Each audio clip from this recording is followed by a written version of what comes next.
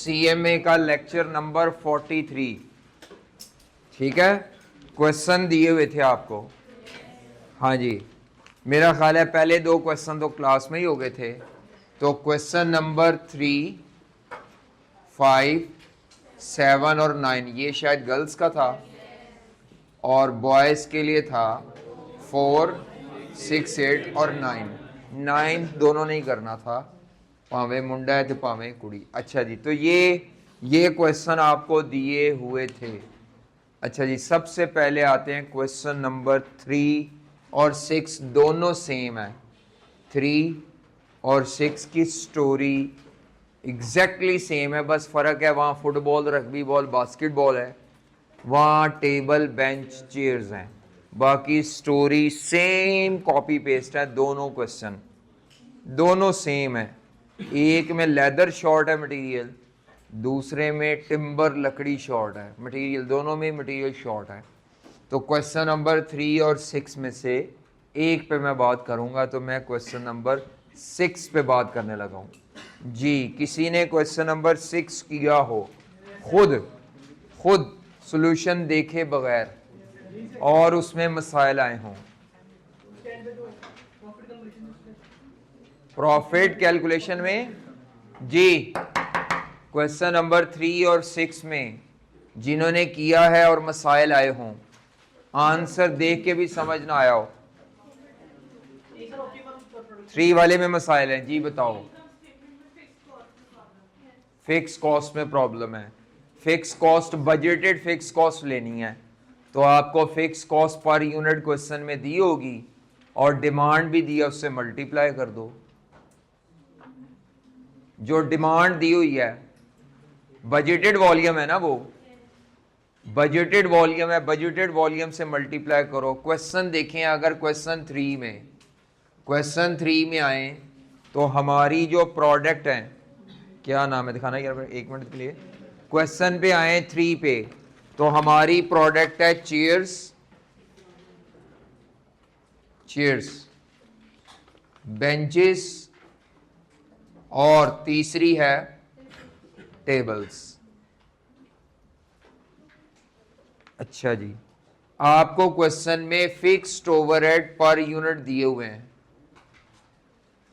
Fixed overhead per unit दिए हैं। तो ये जो फिक्स्ड ओवरहेड पर यूनिट है, इसके पीछे फॉर्मूला लगा होगा budgeted total fix cost divided by budgeted volume. Budgeted total fix cost divided by budgeted volume, उस फॉर्मूले को रिवर्स करके उसमें से बजटेड फिक्स कॉस्ट निकालो। एक्चुअली हमें बजटेड फिक्स कॉस्ट चाहिए, बजटेड टोटल। अब ये फिक्स कॉस्ट पर यूनिट इसकी है 675 और इसका बजटेड वॉल्यूम क्वेश्चन में गिवन था। बजटेड वॉल्यूम गिवन था, कितना वॉल्यूम है बजटेड? 4000 चेयर्स। तो इसको पर यूनिट को इनटू यूनिट्स करो, जो ये फिक्स कॉस्ट आती है वो इसके लिए तो बजटेड है, लेकिन हमें पूरे बिजनेस की बजटेड चाहिए। 675 पर यूनिट इनटू ये बजटेड यूनिट्स लेने हैं। ऑप्टिमल प्लान वाले यूनिट्स ना ले लेना, वो तो कम ज्यादा बनेंगे तो वो तो फिक्स कॉस्ट फिक्स ही नहीं रहेगी। किसी प्रोडक्ट के कम बनेंगे या बिल्कुल नहीं बनेंगे तो आप तो उसकी फिक्स लेंगे ही नहीं। इसीलिए बजटेड फिक्स कॉस्ट क्वेश्चन में दिए हुए बजटेड वॉल्यूम पे डिपेंड करेगी। तो अब ये निकालो। इसी तरह दूसरी प्रोडक्ट की फिक्स कॉस्ट कितनी है? 1687.5 इंटू इसका बजटेड वॉल्यूम 2000 बेंचेस। इसके बाद तीसरी प्रोडक्ट जो टेबल है, टेबल उसके फिक्स्ड ओवरहेड है 1800 रुपए पर यूनिट है, तो इनटू यूनिट्स कर लो बेटा। यूनिट्स कितने हैं? Budgeted units. प्लान वाले नहीं लेने, क्वेश्चन से उठाने। ये जो आंसर आएंगे तीनों, ये एक एक प्रोडक्ट की फिक्स है तो हमें कंपनी की लेवल की चाहिए, इन दोनों सबको जमा कर लो। ये ओवरऑल बिजनेस की बजटेड फिक्स कॉस्ट आएगी। अब आप मसला बताओ बेटी। सोल्यूशन तो गलत नहीं, इस चैप्टर में बहुत गलतियां हैं, इसीलिए मैं प्रिंट देने से अवॉइड कर रहा था, तो सॉफ्ट में इसीलिए भेजा है, ओए माजरत। तो ये इसके सोल्यूशन में ऐसी ऐसी फनकारियां हैं कि आप खपेंगे, और जो सोल्यूशन देख के सवाल पे आएगा वो तो फंस जाएगा, और जो सवाल करके सोल्यूशन देखेगा वो उसको पता लग जाएगा गलती है। बिल्कुल ओंगी बोंगी कई फिगर्स ऐसी लिखी हुई हैं जो आपको कहीं से मिलने नहीं, एक का सर दूसरे का पैर, पिछले सवाल का डाटा अगले में कॉपी, अगले का पिछले में कॉपी, ये गलतियां इसमें बहुत है। इसके सोल्यूशन को आप एक आइडिया तो ले लें, लेकिन फिगर बाय फिगर अभी टैली ना करें, इसमें मसाइल हैं, मैं मानता हूँ। मेरा ख्याल है क्वेश्चन 1 के सोल्यूशन में नहीं है, 2 में नहीं है, 3 में मसाइल हैं। अच्छा वो मसाइल मैं बता देता हूँ ताकि आप इसको रेक्टिफाई कर लें। मैं समझा वो फाइल मैंने भेजी है जिसमें रेक्टिफिकेशन कर ली हूँ। ये हर दफ़ा मैं सोचता हूँ यार इस दफ़ा सही वाली रकमें बतानी है, और फिर मेरे हाथ जी फाइल आती है वही आ जाती है। इस वक्त मेरे पास ड्राइव पे तकरीबन कोई 15 के करीब फाइलें बनी हैं, और 15 की 15 में पता ही नहीं चल रहा मुझसे गलती हो गई, सिस्टम मेरा आउट हो गया। तो ये आपकी जो फिक्स कॉस्ट है, फिक्स कॉस्ट है,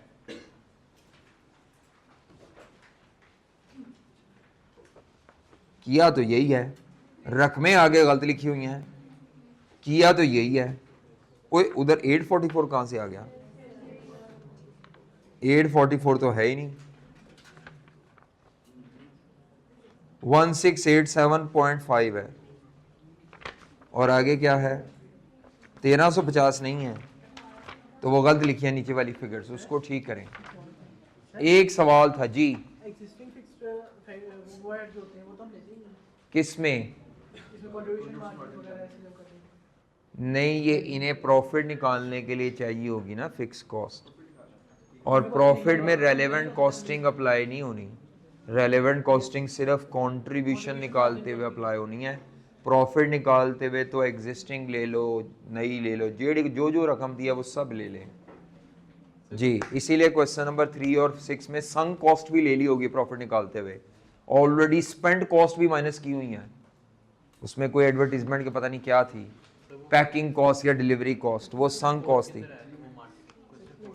क्वेश्चन 4 में आया था मार्केटिंग कॉस्ट ऑलरेडी इनकर्ड थी, हाँ, तो वो आपने प्रॉफिट निकालते हुए लेनी है, बाकी कहीं नहीं लेनी, क्योंकि जब आपकी इस टॉपिक में रेलेवेंट कॉस्टिंग सिर्फ एक स्टेप में लग रही है, और वो स्टेप कौन सा वाला है?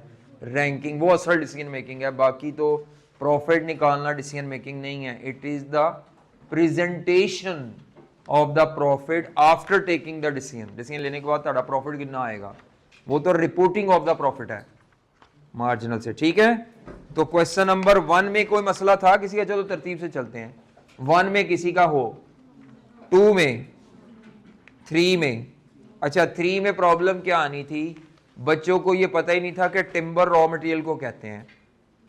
कई लोगों को पता ही नहीं कि cost of timber per unit दी हुई है, तो cost of timber per unit का मतलब मटेरियल कॉस्ट पर यूनिट है। इसके अंदर मटेरियल का रेट भी छुपा हुआ है और मटेरियल के स्क्वायर फीट भी छुपे हुए हैं, तो वो स्क्वायर फीट निकालने पड़ने थे आपको।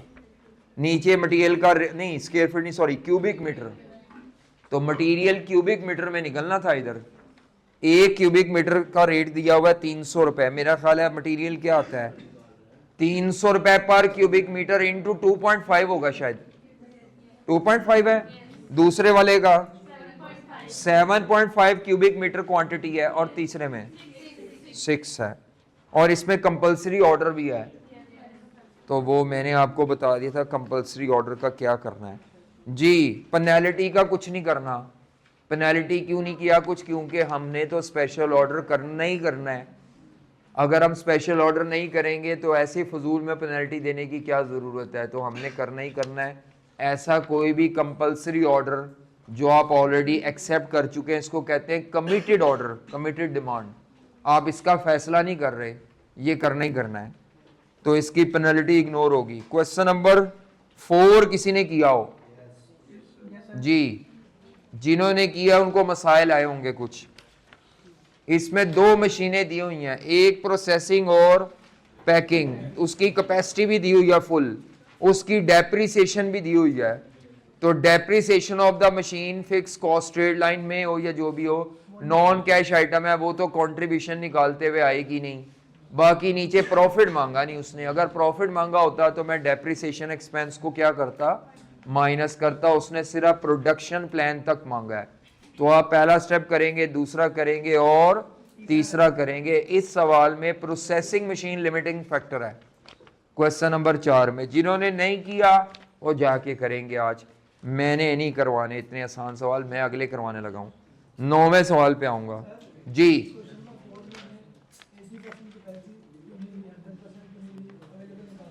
क्या चीज?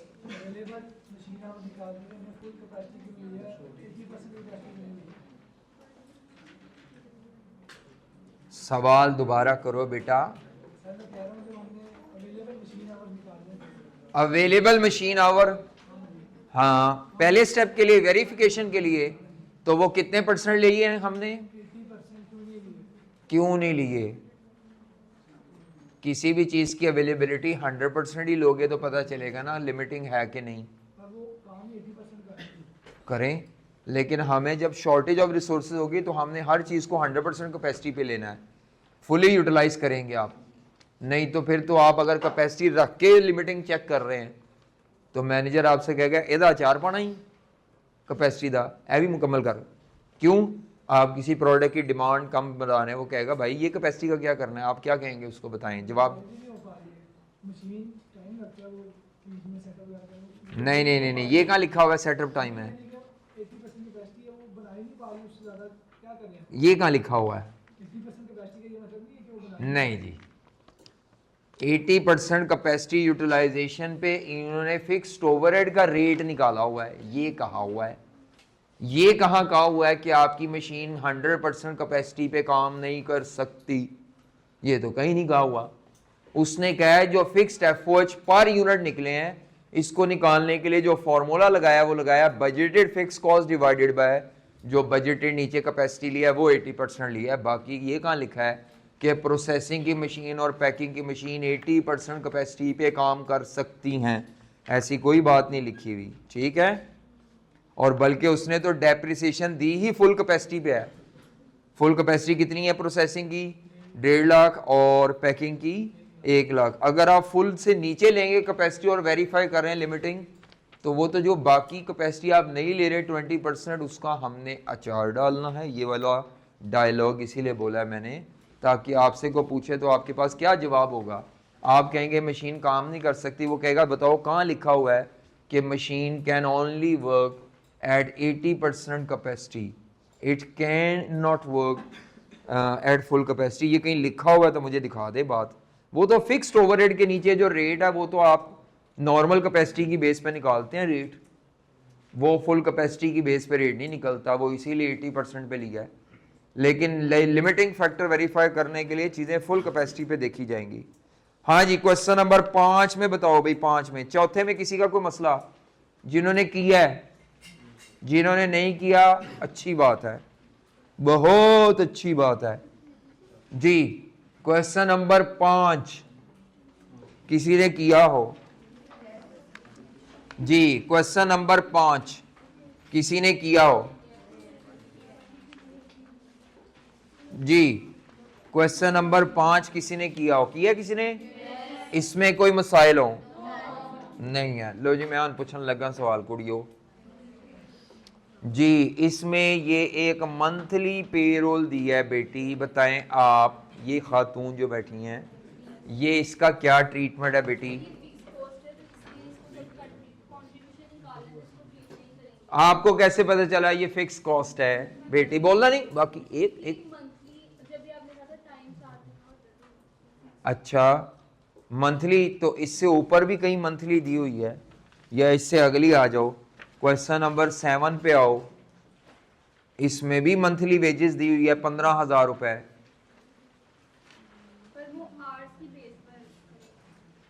वो क्या दिया है? आवर्स भी दिए हैं जी। ये सुन लें जरा, अगर क्वेश्चन में मंथली वेजेस मंथली पे दियो लेकिन मंथ के घंटे ना दियो, फिर हम एज्यूम कर लेते हैं कि वो एक्चुअली मंथली पे मीन सैलरी है, आवर्स एंड ये फिक्स है। अगर इसके साथ घंटे दे दिए जाएं कि मंथली पेरोल 15,000 है, ये लाख रुपए, और एक महीने में वर्कर इतने घंटे काम करेगा, तो फिर आप उसका पर आवर रेट निकाल सकते हैं, और आवर अटैच कर दिए तो वो वेरिएबल है, फिर आप ले सकते हैं। तो क्वेश्चन नंबर 6 और 6 नहीं 5 और 7 में ये क्लैश है। क्वेश्चन नंबर 5 में भी मंथली वेजेस दी हुई है, 7 में भी है। 5 में इग्नोर हो रही है, क्यों इग्नोर हो रही है? क्योंकि फिक्स कॉस्ट प्रॉफिट में इस्तेमाल होनी है, बाकी कहीं नहीं, और प्रॉफिट मांगा नहीं। तो क्वेश्चन नंबर 5 में फिक्स्ड ओवरहेड भी इग्नोर होंगे, पेरोल भी इग्नोर होगी, लेकिन क्वेश्चन नंबर 7 में जब आप आएंगे, क्वेश्चन नंबर 7, तो वहां मंथली पेरोल लिखी हुई है 15,000 रुपए पर मंथ, और 200 घंटे एक माह में काम होना है, तो इसको डिवाइडेड बाय करके 75 रुपीज पर आवर लिया हुआ है। ठीक है, तो बच्चे ये पूछते हैं एक जगह आपने किया है, दूसरी जगह पर आवर क्यों नहीं किया? क्योंकि उसमें आवर्स बताए नहीं हुए थे क्वेश्चन नंबर 5 में, तो वो फिक्स्ड है जी। हाँ जी जनाब, किया है? क्वेश्चन नंबर 6 था आपका लड़कों, 6 किया है? 5 नहीं था आपका, 5 नहीं था। हाँ भाई 6 था, 4 था और 6 था, और उसके बाद क्या था? 8 जी। 7, 8 और 9। क्वेश्चन 7 पे आए, 7 करना है। 6 में मसाइल बताओ जी जी जी जी जी। तो हमने उस डिमांड पे नहीं करना जिसमें इशू आ रहा था, जिस प्रोडक्ट की डिमांड का इशू था, जैसे कि यहाँ पे जो था ना इशू लिखा था एक्सपोर्ट। क्वेश्चन नंबर 6 में जी जी, 6 में वो पॉइंट नहीं है। उन्होंने ना एक ऑर्डर उनको रिसीव हुआ था, उन्होंने वो ऑर्डर कंप्लीट करना था, जिसके लिए उन्होंने 3840 स्क्वायर फीट का ना मटेरियल मंगवाया था। तो हमने पहले इसी को नहीं करना था, सिर्फ यही तो नहीं, यही था ना हमारे पास लिमिटिंग फैक्टर, लेकिन उसने नॉन मैंडेटरी का भी किया हुआ है जो कि उसकी एनुअल सेल्स थी। नहीं, ये कहाँ लिखा हुआ है कि आपके पास, ये सिर्फ ऑर्डर के लिए। वो कहता है हमारे पास पैसों की कमी है, तो हम 3840 स्क्वायर फीट टोटल मटेरियल इतना ले सकते हैं। ये टोटल मटेरियल आप ले सकते हैं, ये सिर्फ इस ऑर्डर के लिए नहीं ले सकते, टोटल इतना ले सकते हैं। तो जितना इस्तेमाल हो जाएगा ऑर्डर पे ठीक है, बाकी जो बचेगा वो आप अपनी मार्केट डिमांड के लिए इस्तेमाल करेंगे। वो इसीलिए तो पहला स्टेप करते हैं। जब आप पहला स्टेप करोगे तो 3840 में पूरी कंपलसरी ऑर्डर नहीं पूरा होगा, बाकी बच जाएगा कुछ ना कुछ, वो हम अपने नॉन कंपलसरी डिमांड में इस्तेमाल करेंगे जी। और पहले वो भी कर सकते हैं, सवाल को जैसे मर्जी चाहो।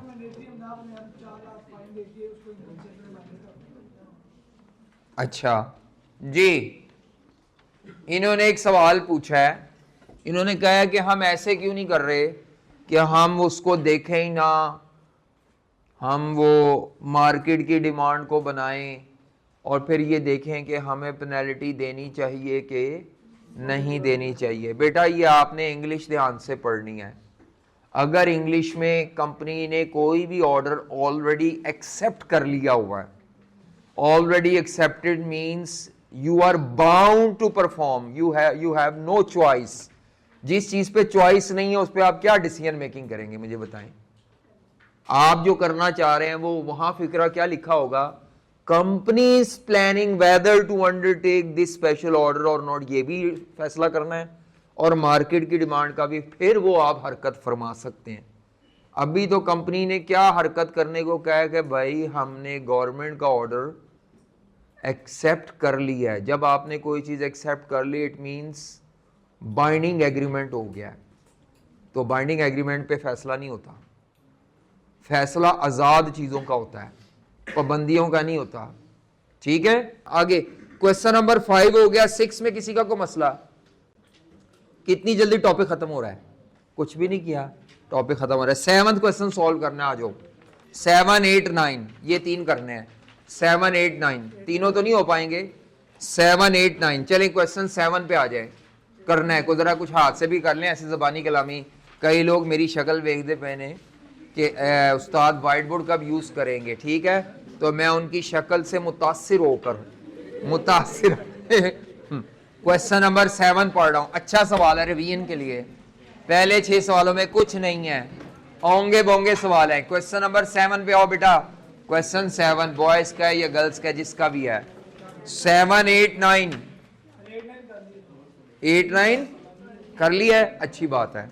7 पे आ जाओ सब बच्चे, क्वेश्चन 7 पे आओ जी, बस आवाज ना आए। क्वेश्चन 7 पे आए जल्दी से, 10 मिनट में करना है। तो आप डाटा देखो जल्दी से, मैंने नहीं लिखना, मैं बोल ही जाऊंगा, आप करते जाएंगे, डाटा पढ़ें। क्वेश्चन की रिक्वायरमेंट वो कहता है based on optimum product mix. Optimum product mix का मतलब ऑप्टिमल प्रोडक्शन प्लान बनाना है। Compute the net profit for the month, तो इसमें नेट प्रॉफिट मांगा है। पूरा सवाल बड़ा अच्छा है, तकरीबन सारे स्टेप्स ही रिक्वायर हो रहे हैं। नेट प्रॉफिट निकालना है किस महीने का? फरवरी के मंथ का, मंथ ऑफ फरवरी 2012 का प्रॉफिट निकालना है। तो डेटा क्या दिया हुआ है? और हाँ जी, कहता है BL company is engage in the manufacture and sale of 3 products which is pentagon, hexagon and octagon. फरवरी के मंथ का डेटा दिया है, सेल प्राइस पर यूनिट दिया है। तो ये स्टेप नंबर 2 कंट्रीब्यूशन निकालने में इस्तेमाल होगी। मैं पढ़ता जा रहा हूं, आप देखते जाएं आपके दिमाग में चीजें फिट हो रही हैं कि नहीं। मटेरियल कॉस्ट पर केजी दिया है, मुझे पर केजी नहीं चाहिए, मुझे तो पर यूनिट चाहिए। तो इसको इनटू केजी करना है। ये मटेरियल रेट दिया हुआ है, ये मटेरियल प्राइस है, क्योंकि ये पर केजी और मुझे तो एक यूनिट के लिए चाहिए प्रोडक्ट के, तो इसके लिए कहीं ना कहीं नीचे केजी होंगे। लेबर का टाइम मिनट्स में दिया हुआ है और मशीन का टाइम घंटों में दिया हुआ है। अगर आप लेबर का टाइम मिनट से घंटों में कन्वर्ट करना चाहें तो मैंने बताया था डिवाइडेड बाय 60 करेंगे। ठीक है, आगे चलें। नेट वेट पर यूनिट ऑफ फिनिश प्रोडक्ट, यानी जब आपकी प्रोडक्ट बनती है तो उसके ऊपर कितने केजी लगता है। नेट वेट का मतलब है नेट मटेरियल, यानी आपकी प्रोडक्ट 6 केजी से बनती है, ये जाया होने वाला मटेरियल के अलावा प्रोडक्ट पे लगने वाला है, जिसको हम आउटपुट मटेरियल कहते हैं। ये केजी में देने का क्या मतलब है कि जो आपका 1 यूनिट प्रोडक्ट का बनता है उस पे 6 केजी मटेरियल लगता है। नेट का मतलब है बेटा इसमें वेस्टेज अभी इंक्लूडेड नहीं है, आपने वेस्टेज इंक्लूड करनी है। अच्छा, दूसरी प्रोडक्ट पे कितने केजी मटेरियल लगता है? 4। अगर इसमें वेस्टेज इंक्लूड करूंगा तो ये 6 केजी से थोड़ा ज्यादा हो जाएगा, वो 4 केजी से थोड़ा ज्यादा हो जाएगा, और तीसरे वाला 5 केजी से। तो इसमें मटेरियल के लॉस का फॉर्मूला लगना है। जबरदस्ती लॉस लाता है आई कैप, तो ये जबरदस्ती लेके आया है। यहां पे नेट वेट लिखा हो, नेट वेट लिखा हो, नेट मटेरियल लिखा हो, मटेरियल यूज्ड ऑन प्रोडक्ट लिखा हो। ये वो मटेरियल होता है जो प्रोडक्ट का आउटपुट पार्ट है। अभी इसमें वेस्टेज इंक्लूड करनी है, हमने इनपुट लेना होता है। हमने क्वेश्चन को सॉल्व करते हुए क्या लेना है? इनपुट, जो नहीं दिया हुआ। नीचे यील्ड रेट दिया हुआ है। यील्ड का मतलब होता है कि आप 100% मटेरियल खरीदते हैं जिसमें से प्रोडक्ट पे 90% लगता है। यील्ड का मतलब होता है मटेरियल का वो पोर्शन परसेंटेज में जो प्रोडक्ट पे लगता है, बाकी जाया हो जाता है। अब उसने क्वेश्चन में लॉस का रेट छुपा गया है, उसने ये नहीं बताया मटेरियल 10% जाया होता है, उसने कहा भाई प्रोडक्ट पे 90% लगता है। लफ्ज यील्ड का मतलब क्या होता है? वही ऊपर जो मटेरियल तुम्हें 6 केजी दिया हुआ है ना, उसी को नीचे परसेंटेज में एक्सप्रेस कर दिया है कि 6 केजी जो ऊपर लगता है वो कितने परसेंट के बराबर है। तो मैं इसमें से लॉस की रेट निकाल लूंगा, यानी कितने परसेंट नॉर्मल लॉस होता है? 10%, कुछ ना कहे तो 10% ऑफ इनपुट। अगला जो अगर प्रोडक्ट पे 95% लगता है, यील्ड का मतलब होता है material used on product in terms of percentage. ये वही मटेरियल है लेकिन इन टर्म्स ऑफ परसेंटेज दिया, इसके अंदर लॉस छुपा हुआ है। तो 5% लॉस है दूसरे मटेरियल का, तीसरे मटेरियल का लॉस कितने परसेंट है? 8% है। तो जब भी यील्ड आएगा, यील्ड का मतलब मटेरियल का लॉस इसके दूसरी साइड ऑफ द कॉइन पे है, यानी 2 साइड्स ऑफ द कॉइन है। वन साइड बताती है कि लॉस कितना होता है, दूसरी साइड बताती है कितने परसेंट प्रोडक्ट पे लगता है। टोटल चीज हमेशा 100% होती है। टोटल मटेरियल हमेशा क्या होता है?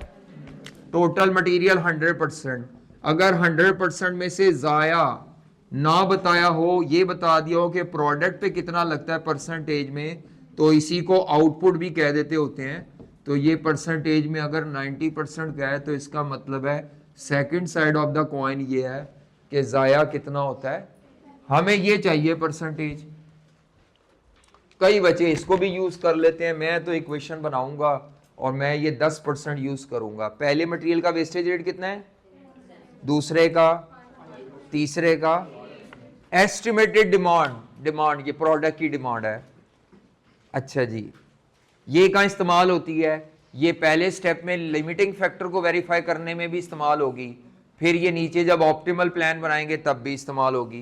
कहता है each worker is paid monthly wages of 15,000 रुपए एंड वर्क्स अ टोटल 200 घंटे पर मंथ।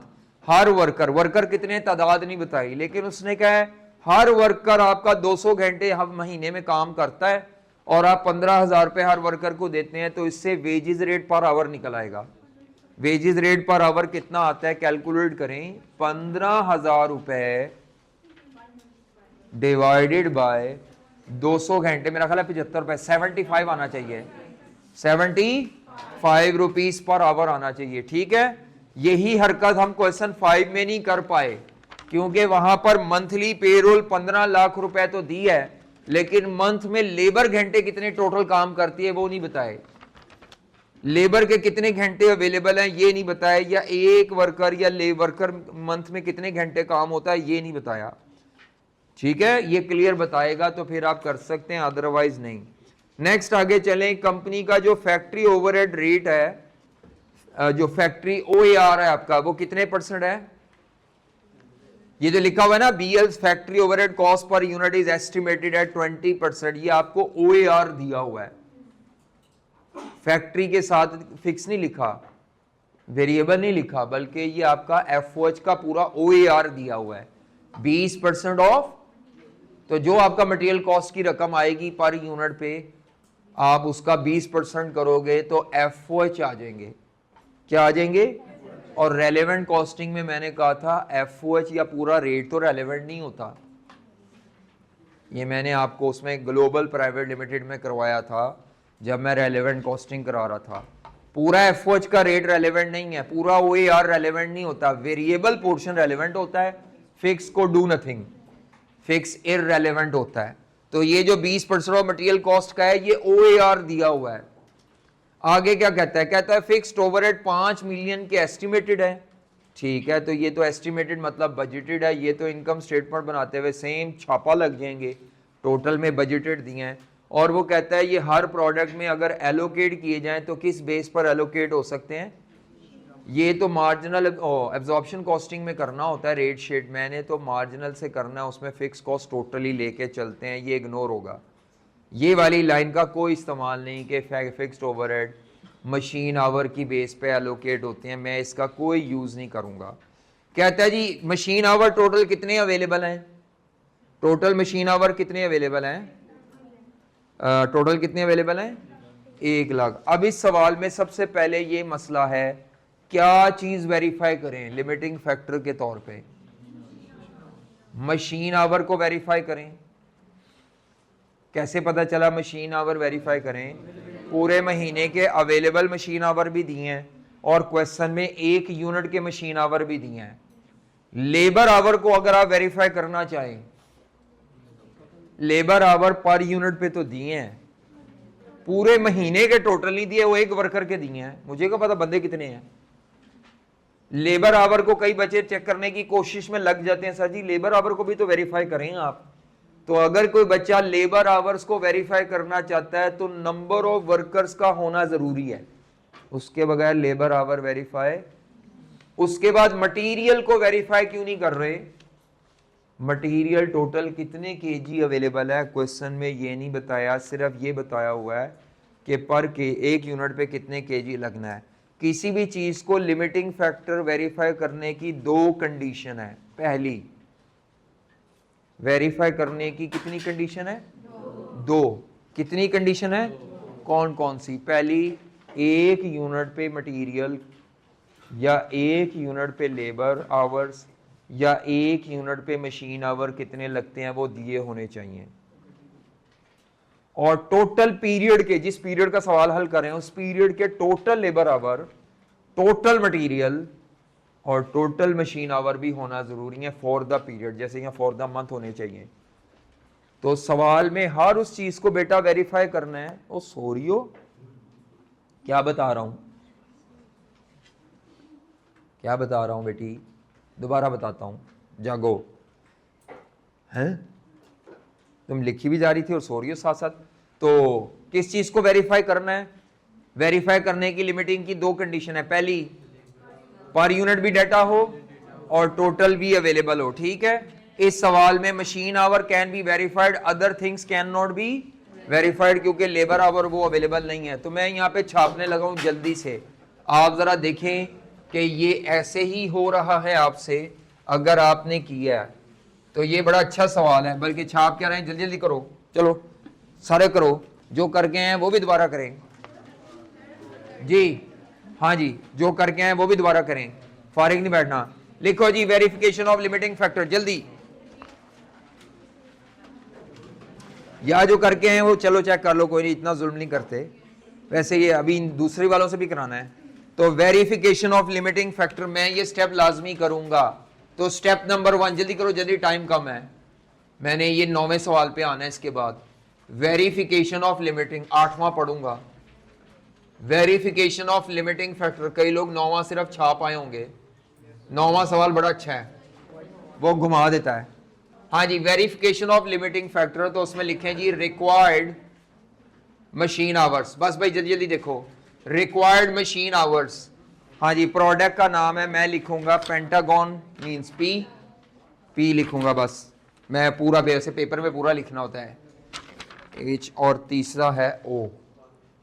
अब मशीन आवर्स लिखने, प्रॉब्लम यह है कि उसने टाइम मिनट्स में दिया नहीं, घंटे में दिया है। 4 आवर्स, 2.5 और 3 into demand, machine hour required to meet the demand.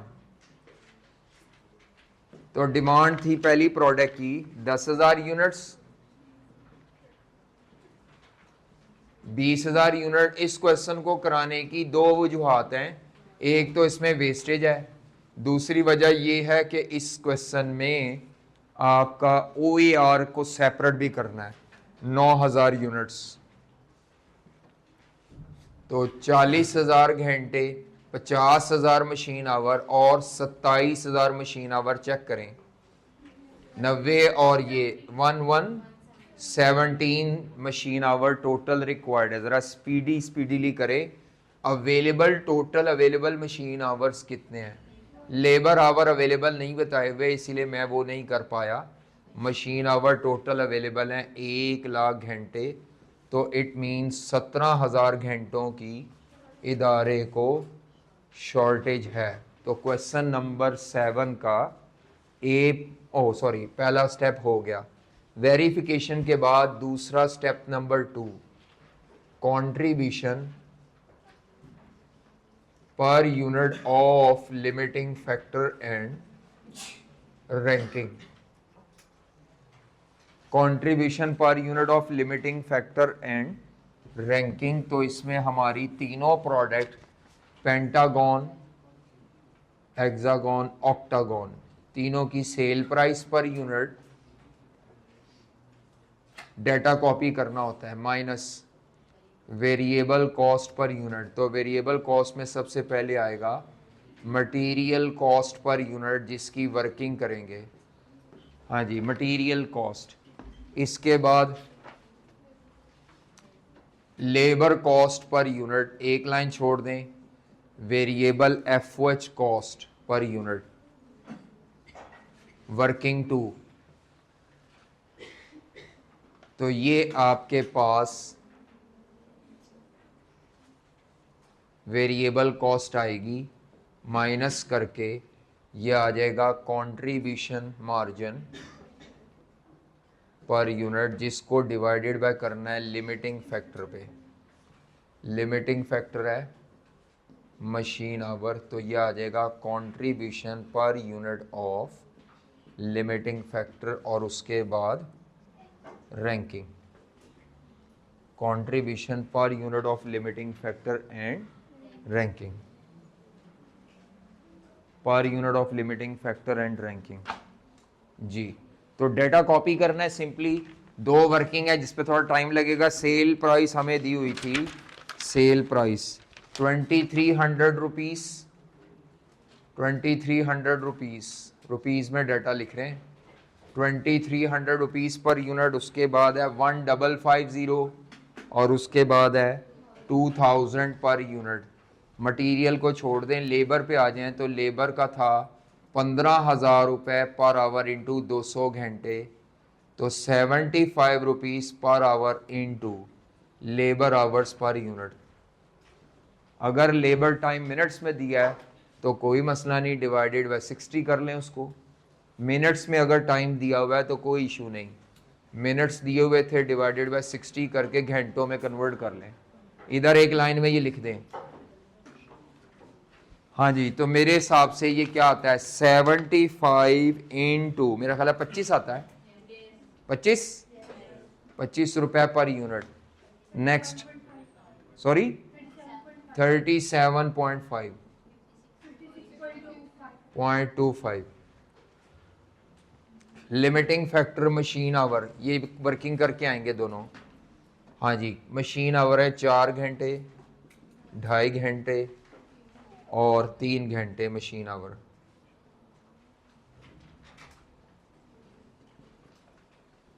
तो कंट्रीब्यूशन पर मशीन आवर क्या आएगा, नहीं आ सकता जब तक मटेरियल कॉस्ट ना आए।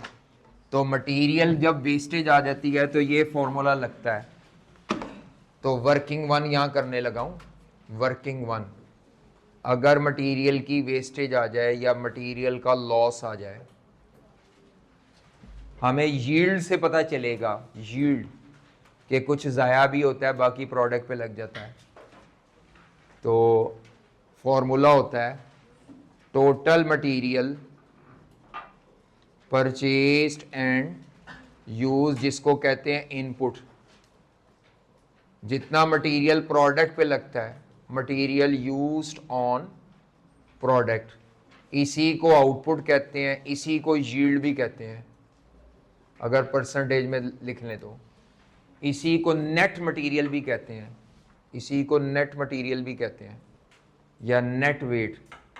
3-4 नाम है जो प्रोडक्ट में, हाँ, या जो प्रोडक्ट पे लगने वाला मटेरियल है ये असल मटेरियल है। बाकी कहाँ गया, वो काटने कूटने में ज़ाया गिर जाता है, वो प्रोडक्ट का हिस्सा नहीं बनता, लेकिन उसकी कॉस्ट प्रोडक्ट का हिस्सा बनती है। ठीक है, यानी वो मटेरियल प्रोडक्ट का हिस्सा नहीं बनता लेकिन उसकी कॉस्ट हिस्सा बनती है। ये फटा है असल में। ये जो मटेरियल आगे लिखूंगा ये वो होगा जो प्रोडक्ट पे लगा तो नहीं, लेकिन कॉस्ट एंगल से इसकी कॉस्ट काउंट करनी है, तभी ऐड करना है। तो ये मटेरियल का लॉस है। तो आ जाए जनाब, क्वेश्चन में मैंने कहा था अगर एक वेस्टेज रेट दिया हो, हर मटेरियल का एक दिया हो, चेंज ना हो, तो आपको ये गिवन होता है। वैसे भी क्वेश्चन में दिया होता है कितना है, नहीं केजी कितने हैं, 6 केजी ये गिवन है, ये 6 केजी गिवन है। लॉस 10% है, कुछ ना कहो तो ये इनपुट पे होता है। तो ये x निकाल लें, 6 केजी डिवाइडेड बाय 0.90 जी क्या आता है 6.6667 kgs per unit.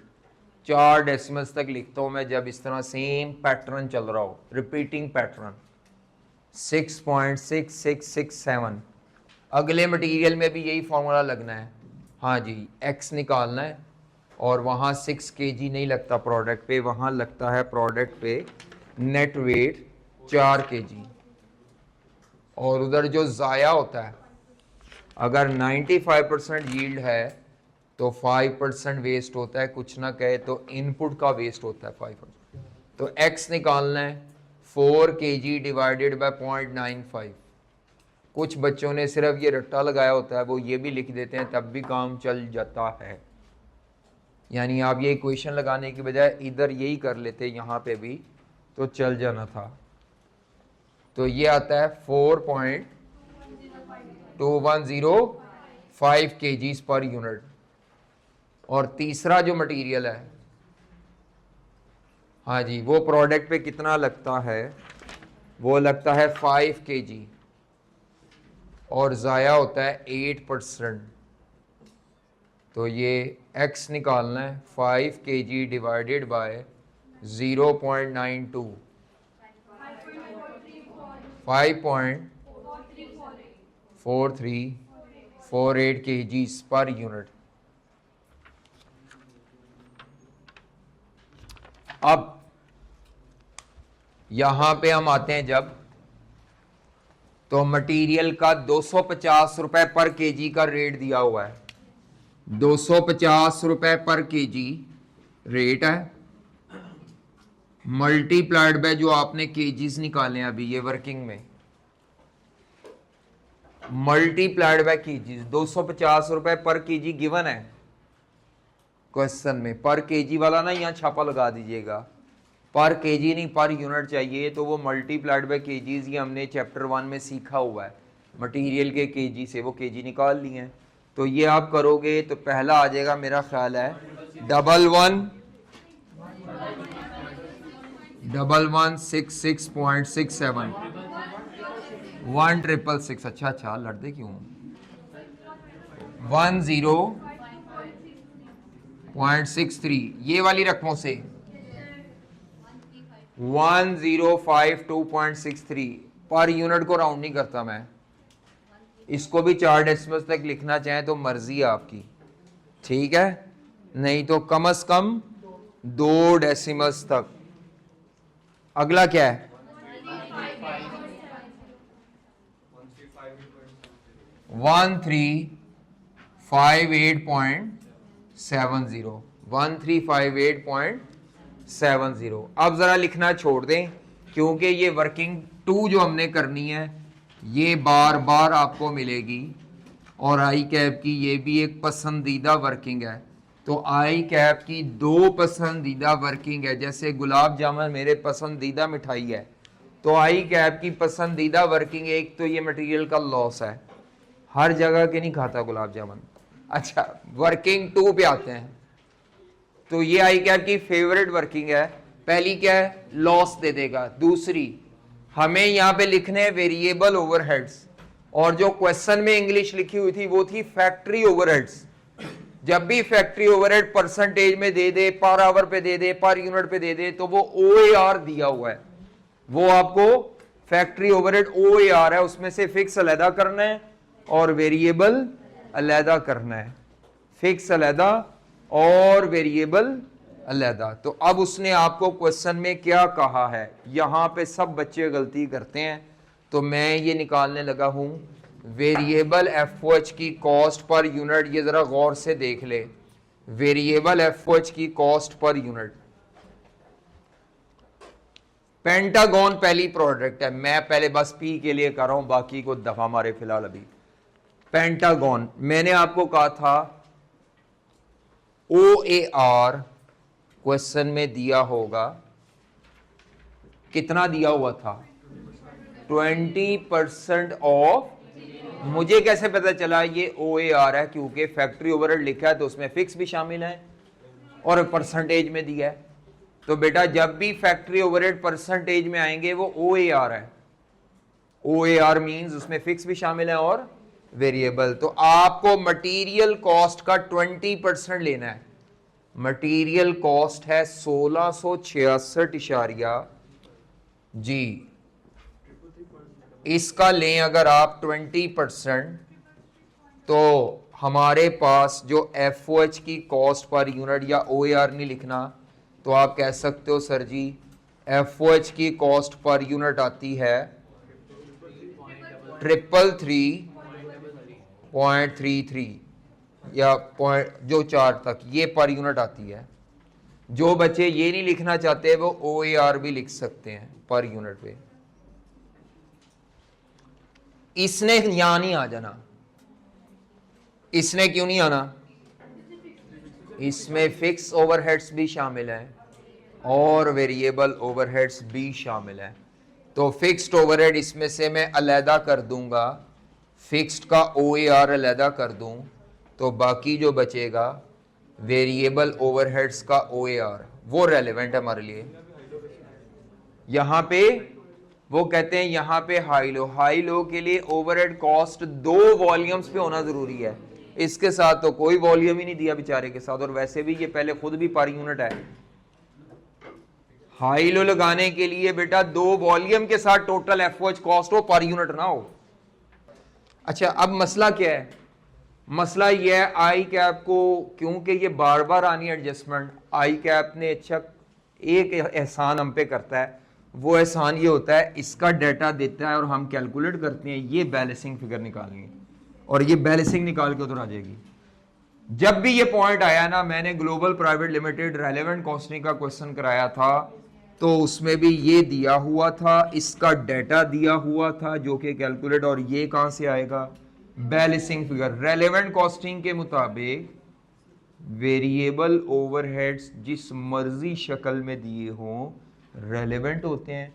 Fixed overhead जब तक इंक्रीमेंटल ना कहा हो, वो तो वैसे भी नहीं आने इधर, हमने लिखने ही कौन से हैं? फिक्स कहां जाने हैं? प्रॉफिट के लिए, और टोटल में जाने हैं, टोटल, और वो टोटल दिए हुए हैं फिर मेरा ख्याल है 5 मिलियन के पता नहीं कितने। ठीक है, इधर फिक्स ना ले आना कहीं पे, आपकी मेहरबानी। तो अब आप क्या करेंगे? 5 मिलियन के फिक्स्ड ओवरहेड्स हैं, कितने के? 5 मिलियन के फिक्स्ड ओवरहेड्स हैं, डिवाइडेड बाय, हाँ जी पेंटागन के लिए कर रहा हूं अभी मैं, ठीक है, क्या कर रहा हूं जी? किस बेस पे कहा था? उसने कहा था ये मशीन आवर की बेस पे एलोकेट होते हैं, इसका मतलब है इस इदारे में जो रेट की बेस होती है वो मशीन आवर होते हैं। तो मशीन आवर कितने थे? 1 लाख मशीन आवर्स, 1 लाख, तो ये आ जाता है 50 रुपीज। क्या आ जाता है? अगर कोई बच्चा इसको 50 रुपीज लिखे और इसको इसमें से माइनस करे तो वो गोंगलू है, क्योंकि ये 50 रुपीज पर यूनिट नहीं आया, ये पर आवर आया है। आंखें अल्लाह ने अता की हैं देखने के लिए, सिर्फ मुझे नहीं देखना, सवालों को भी देखना है बेटा। तो ये 50 में क्या मसला है? ये पर मशीन आ रहा है, ये पर मशीन आ रहा है, तो इसको पर यूनिट पे कन्वर्ट करने के लिए पेंटागन कितने घंटों में बनता है मशीन पे? 4 घंटों पे। तो इंटू 4 मशीन आवर करो, 200 रुपए। अब यहाँ जगह इतनी थोड़ी सी है, खिचड़ी सी मच गई है, तो वो 200 रुपए के factory over fixed overhead per unit आते हैं। तो बच्चे कहते हैं इसको जरा पप्पू सा करके दिखा दें, तो पप्पू ऐसा होगा कि ये सॉल्यूशन खूबसूरत कैसे होगा, तो ये खूबसूरत होने लगा है। पेंटागन प्रोडक्ट है, इसके fixed overhead cost per unit pentagon की, बाकी आप खुद करेंगे। पेंटागन की fixed overhead cost per unit मेरे पास आ सकती है, वो कैसे? 5 million divided by 1 lakh machine our मैंने किया, तो ये रेट आ गया 50 रुपीज पर मशीन आवर, लेकिन मुझे पर यूनिट चाहिए। तो पर आवर को पर यूनिट में कन्वर्ट करने के लिए मैंने क्वेश्चन से 4 मशीन आवर से मल्टीप्लाई किया, तो ये 200 रुपए के पर यूनिट फिक्स्ड ओवरहेड आ गए हैं। अच्छा, वेरिएबल ओवरहेड इसमें जो जमा हुए थे वो मुझे नहीं पता, लेकिन ये ओवरऑल एफओएच मुझे पता है। टेबल फॉर्म में अगर लिखूं तो ओवरऑल एफओएच थे 333.33। तो अब ये बैलेंसिंग फिगर आ जाएगी। 333 को ऊपर रख के उसमें से फिक्स 200 माइनस कर दो, जो बाकी बचेंगे वो वेरिएबल ओवरहेड्स हैं 133.33। 133.33 इधर शिफ्ट होगा, 133.33 133.33 पर यूनिट शिफ्ट होगा बेटा।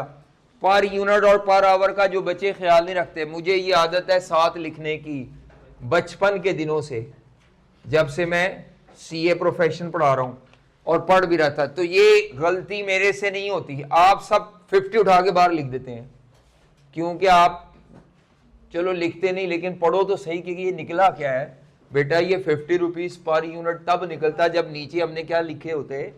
1 लाख यूनिट्स। ये 1 लाख घंटे लिखे हुए हैं, और वो भी मशीन आवर। तो अगर मशीन आवर नीचे रखे हैं तो फिक्स का रेट पर मशीन आवर आया, पर यूनिट पे नहीं आया। पर यूनिट पे निकालने के लिए बेसिक वाले चैप्टर में जाओ, मैंने कहा था अगर रेट पर मशीन आवर है तो इनटू मशीन आवर्स होना है। जैसे यहाँ पे रेट पर केजी हो तो इनटू केजी होता है, लेबर का रेट पर आवर हो तो इनटू लेबर आवर होता है। तो इधर आते हुए बच्चे घबरा जाते हैं कि फिक्स का रेट अगर पर आवर हो, पर मशीन आवर हो, तो उसको क्या करेंगे, उसको इनटू मशीन आवर मल्टीप्लाई करना है, नहीं तो बात मुकम्मल नहीं होगी। ठीक है, बात समझ आ गई है। पेंटागन के बाद दूसरे खुद निकालो, क्या आते हैं दूसरे, क्या आते हैं दूसरे, खुद निकालो, दूसरे खुद निकालो। ये 50 रुपए कॉमन रहना है, ये तो कॉमन रहना है, 50 रुपए पर मशीन आवर। हाँ जी, दूसरी प्रोडक्ट के निकालो भाई। तो मेरे पास जगह नहीं थी, नहीं तो मैंने यहीं पे निकाल लेने थे वो 200 रुपया पर यूनिट। अजीब सा हो गया जी।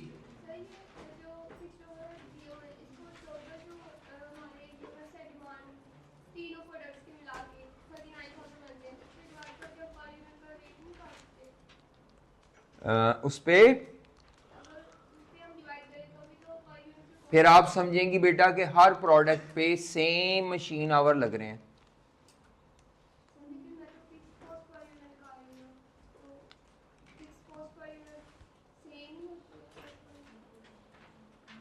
मेरा ख्याल है डिफरेंट आएंगे। चेक करना पड़ेगा बेटी, चेक करना पड़ेगा। मेरा नहीं ख्याल सेम आएंगे, वो तब सेम आते हैं जब मशीन आवर सेम हो सारी प्रोडक्ट्स। चेक कर लो ज़रा, देखो।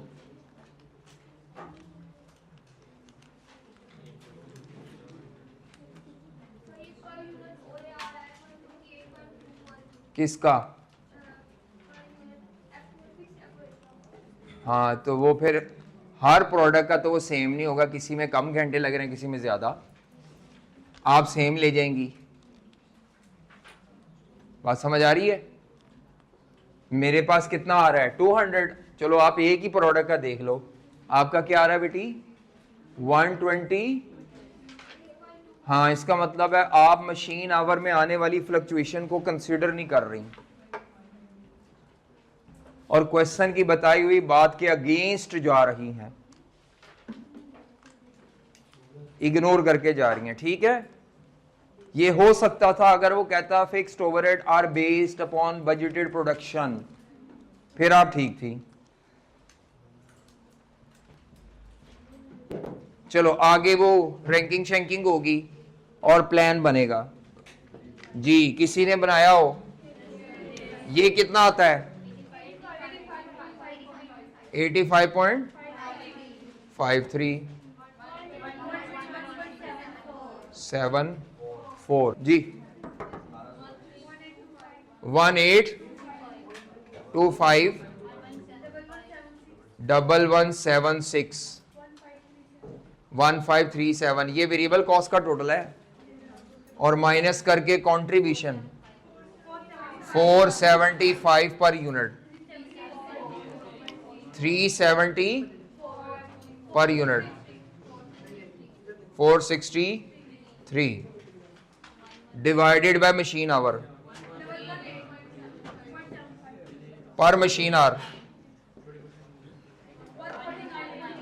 1.6 पर मशीन आवर,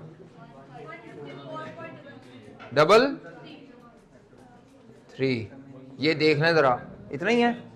रैंकिंग अगर करोगे तो ये नंबर 1 है, ये नंबर 2 है और ये नंबर 3 है। यानी ऑक्टागोन पहले नंबर पे बनानी है, फिर हमने बनानी है हेक्सागोन और आखिर में पेंटागोन जी। ऑप्टिमल प्लान कॉपी करें। स्टेप नंबर 3,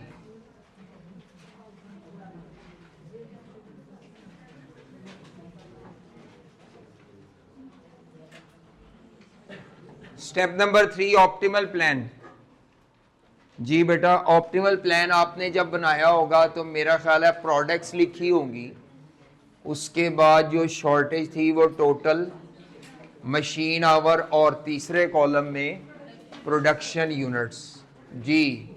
जो बात लड़कों को समझना आए वो पूछ लें। ये लड़कियां तो करके आई हैं, घर खप खुप के आई हैं और साथ सॉल्यूशन मौजूद था। जब सॉल्यूशन मौजूद होगा तो सारे सवाल हो जाएंगे, जब नहीं होगा तो मसाइल होंगे जी। अवेलेबल हमारे पास थे 1 लाख घंटे रैंकिंग के मुताबिक ऑक्टागन 27,000 घंटों में बनेगी, 27,000 घंटों में बनेगी ऑक्टागन, और उसके 9,000 यूनिट्स की पूरी डिमांड हम बनाएंगे। तो माइनस करके 73,000 आवर्स बचे। ऑक्टागन के बाद फिर आपके 50,000 आवर्स यूज होंगे एक्सा के लिए 50,000 घंटे में, और उसकी पूरी डिमांड 20,000 यूनिट्स हम बना पाएंगे। अब हमारे पास बचते हैं 23,000 घंटे। 23,000 घंटों में अब आप 40,000 घंटे तो नहीं यूज कर सकते, अब 40,000 घंटे तो नहीं यूज कर सकते। तो अब हम पेंटागन की प्रोडक्शन 40,000 घंटे यूज करने की बजाय 23,000 घंटों पे रिस्ट्रिक्ट कर देंगे। रिस्ट्रिक्ट मीन्स रोक लेंगे।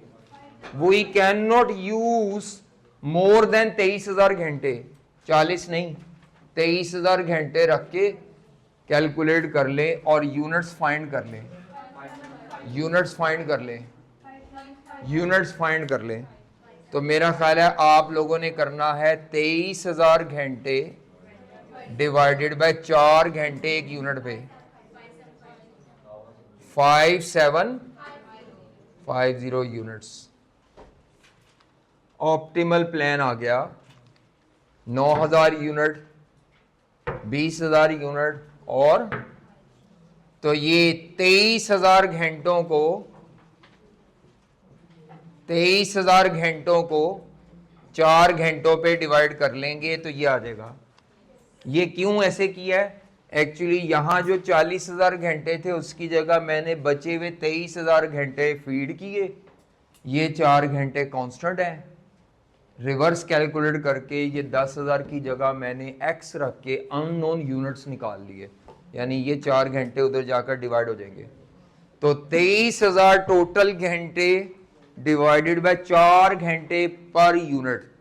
इसके बाद क्या मांगा हुआ है जी? स्टेप नंबर 4 जी, स्टेप नंबर 4 नेट प्रॉफिट मांगा हुआ है। प्रोडक्ट वाइज मांगा है, कहा है उसने प्रोडक्ट वाइज। तो आपको नेट प्रॉफिट निकालना है पूरी कंपनी का कंबाइन। तो नेट प्रॉफिट निकालना होता है ऑप्टिमल प्लान पे। फिक्स कॉस्ट बस बजटेड लेनी है, बाकी सारा कुछ ऑप्टिमल प्लान के मुताबिक।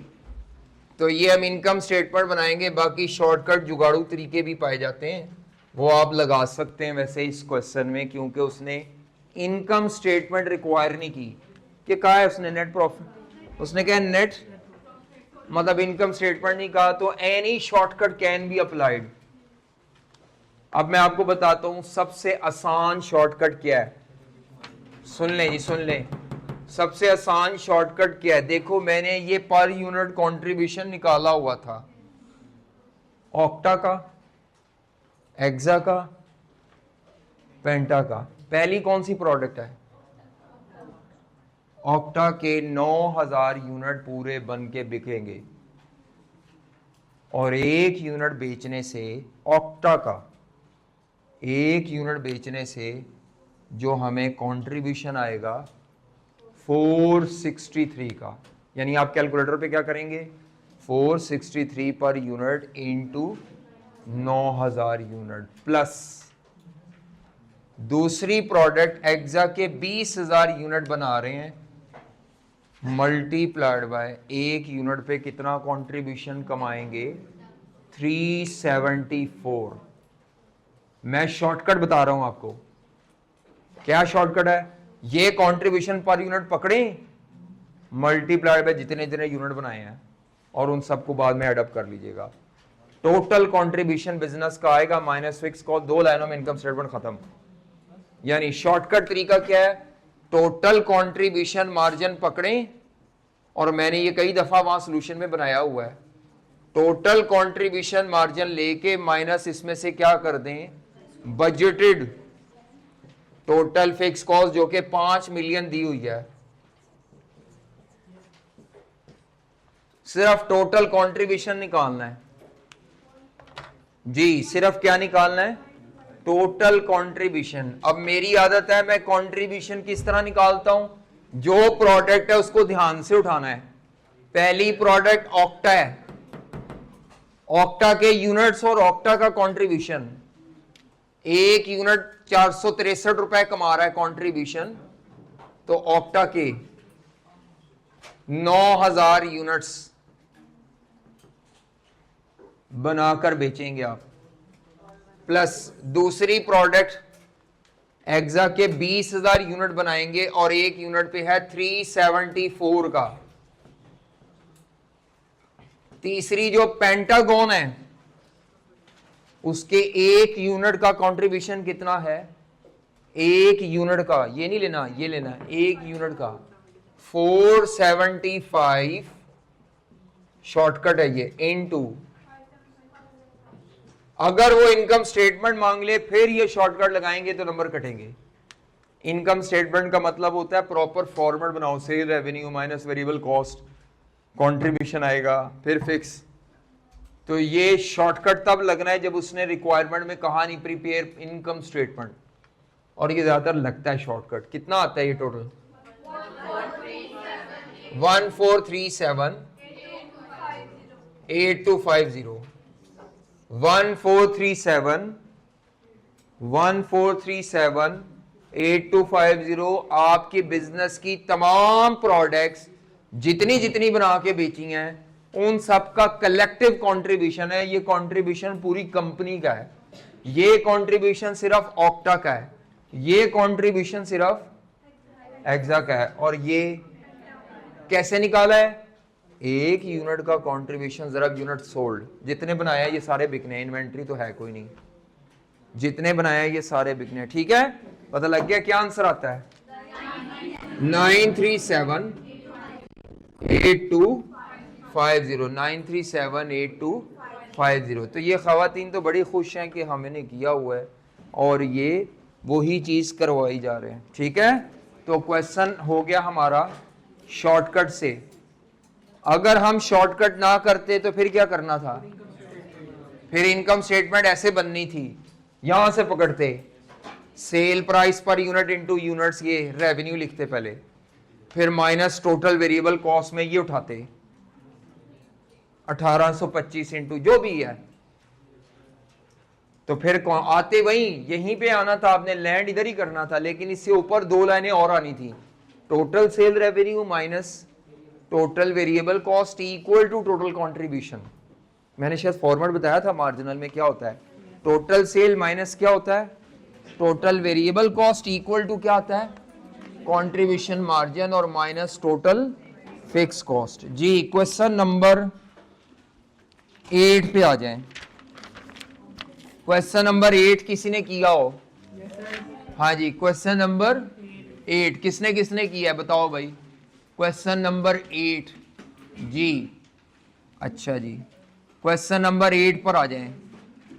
हाँ जी, हम ये पढ़ रहे हैं क्वेश्चन नंबर 8।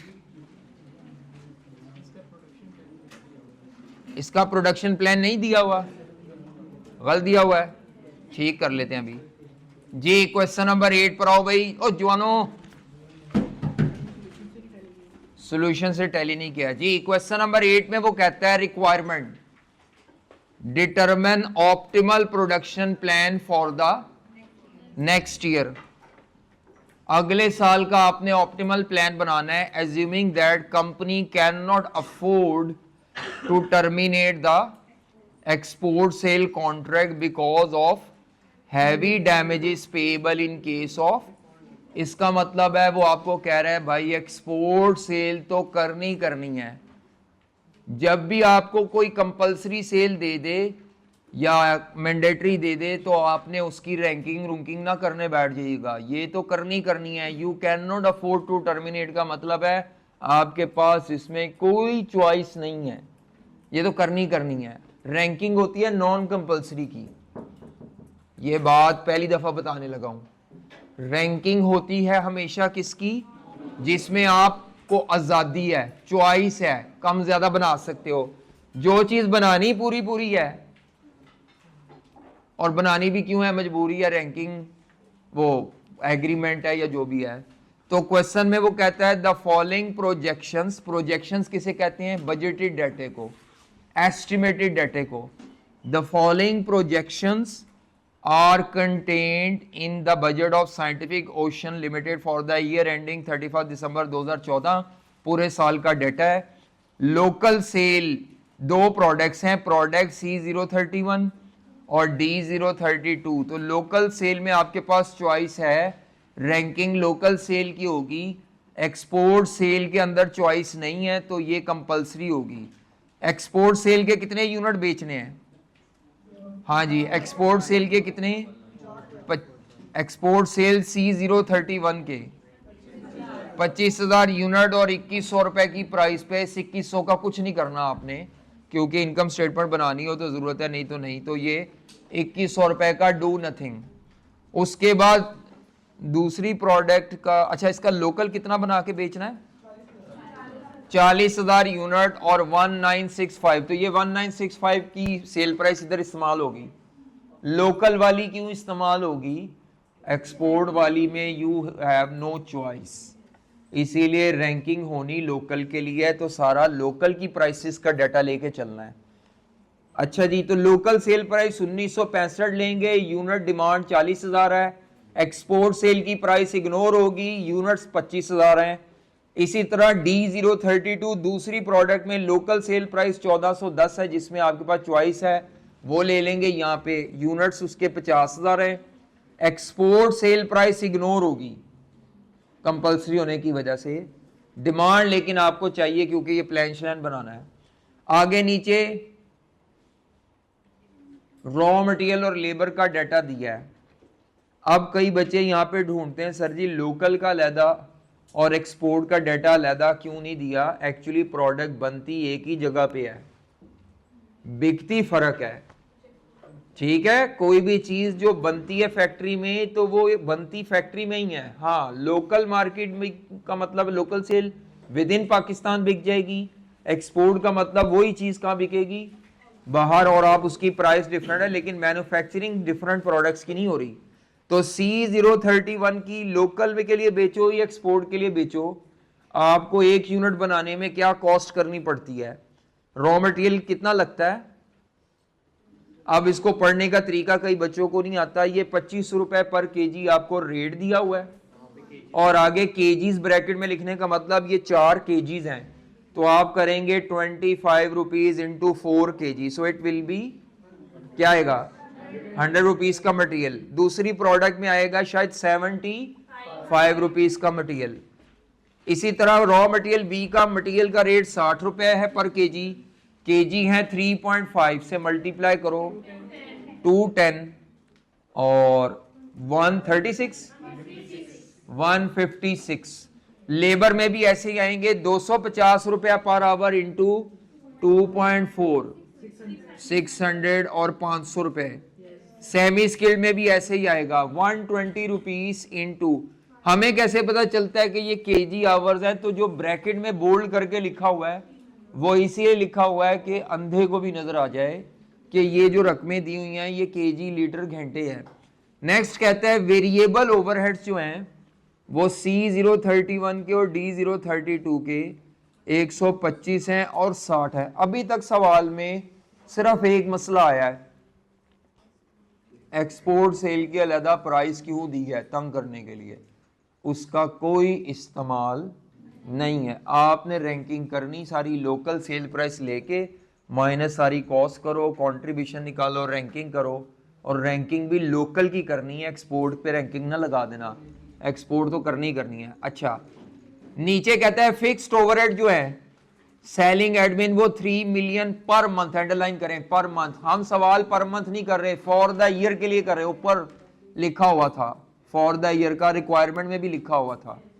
हम सवाल मंथली नहीं कर रहे बेटा, तो ये 3 मिलियन इंटू 12 करेंगे तो 30, लेकिन इसमें प्रॉफिट मांगा ही नहीं, सिर्फ ऑप्टिमल प्लान मांगा है, तो ये फिक्स कॉस्ट इग्नोर होगी। आगे चले, कहता है company is faced with the under mentioned constraints. Constraints limiting factors को कहते हैं। कंपनी को दो चीजों की शॉर्टेज है, कंस्ट्रेंट्स, लिमिटिंग फैक्टर, या एक लफ्ज है बॉटलनेक रिसोर्स। ये लफ्ज थोड़ा आपके लिए नया होगा, बॉटलनेक रिसोर्स या रिसोर्सेज। क्या लफ्ज है? बॉटलनेक। रूह अफ़ज़ा की बोतल लेके आते हैं ना, तो नीचे से उसका पेट चौड़ा होता है, ऊपर से तंग होती है। बॉटलनेक का मतलब है शॉर्टेज है, वहां से एकदम सारी बोतल से शरबत नहीं आता, आहिस्ता आहिस्ता ही आएगा। तो इसी तरह इदारे में भी कुछ ना कुछ चीजें एक्स्ट्रा होती हैं और कुछ ना कुछ शॉर्ट है, तो उसको बॉटल से उसने रेफर किया है, रिजेंबलेंस दिया है। तो बॉटलनेक रिसोर्स, BOTTLE, वही bottle NECK, bottleneck means shortage होना। अच्छा जी, तो वो कहता है जी आपके पास रॉ मटेरियल B की शॉर्टेज है, एक महीने में 27,700 kg अवेलेबल है, तो साल में फिर कितना बनता है?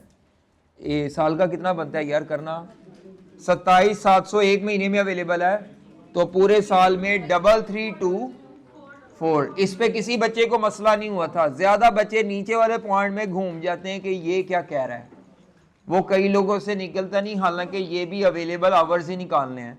वो कहते हैं आपसे 35 वर्कर हैं, सुन लो भाई सुन लो सब, 35 वर्कर हैं इस इदारे में, फैक्ट्री में, यानी 35 वर्कर हैं और एक शिफ्ट 8 घंटे में होती है।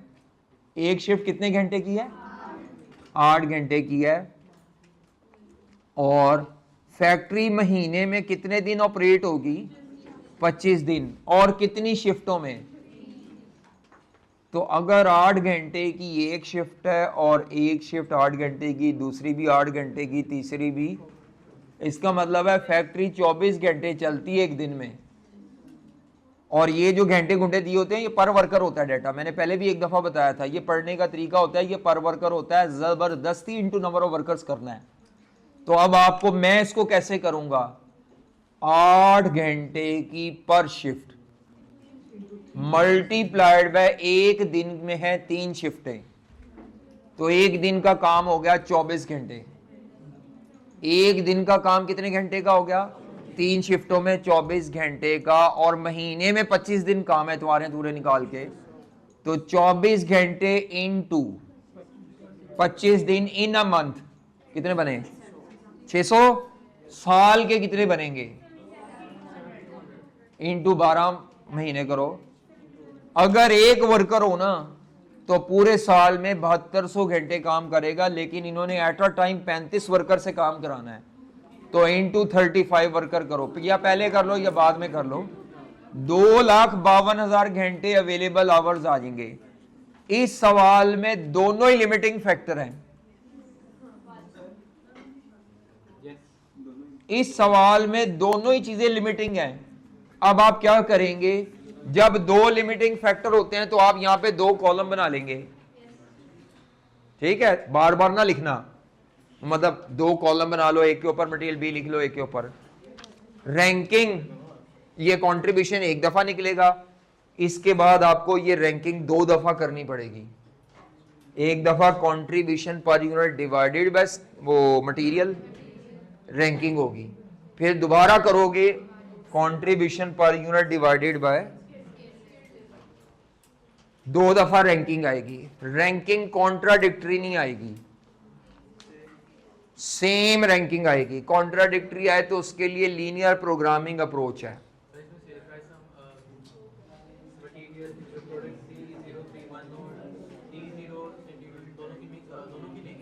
हाँ,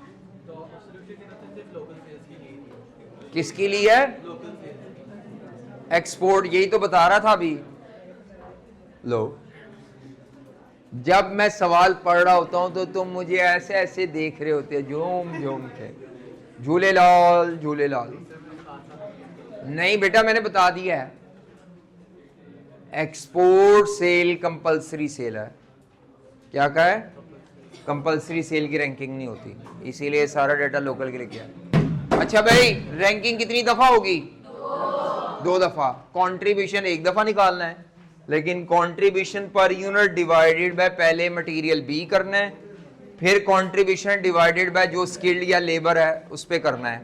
जब आप 2 दफा रैंकिंग करोगे तो रैंकिंग सिमिलर आएगी, अगर कॉन्ट्राडिक्टरी आ जाए तो आप लिख दें आउट ऑफ सिलेबस। नहीं आनी, आउट ऑफ सिलेबस है वो, लीनियर प्रोग्रामिंग सीए फाइनल में है। क्या भाईजान प्रोसीजर के नंबर हैं, टाइम हर चीज पे लगाना है जितना टाइम है। टाइम कम है, बहुत ही कम है तो ठीक है आगे प्लान चले जाओ, लेकिन आपको क्या पता कॉन्ट्राडिक्टरी आनी है कि सेम आनी है, तुसी आगे खपदे रहो तो करना ही ना होवे सवाल अगे हैं। तो बेटा कॉन्ट्राडिक्टरी रैंकिंग पे आगे नहीं करना सवाल आपने, सेम रैंकिंग पे फिर आपका प्लान भी 2 दफा बनेगा। कितनी दफा प्लान बनेगा? फिर उस बनाए हुए प्लान में से आंसर उठाना है, तो प्लान बना के जवाब नहीं आना इसमें। अगर 4 लिमिटिंग फैक्टर होंगे तो प्लान 4 दफा बनेगा, फिर उन चारों में से कॉमन आंसर निकालना है। वो कॉमन कैसे देखना है, तो ये प्लान बना के लाएं कल प्लान, तो फिर मैं बताऊंगा आंसर कैसे उठाना है। 9वें क्वेश्चन के मसाइल कल बताएंगे और पढ़ेंगे। टेस्ट का टाइम क्लास टाइमिंग है। चैप्टर कौन से हैं? Relevant costing with target costing, ठीक है। नहीं जी, क्लास टाइमिंग में, क्योंकि पहले भी टेस्ट हो रहा होगा, क्लास टाइमिंग में टेस्ट ही देना है। आप क्लास से पढ़ते हैं तभी टेस्ट हो, ये नखरे क्यों करते हैं आप? ओके जी, अल्लाह हाफिज।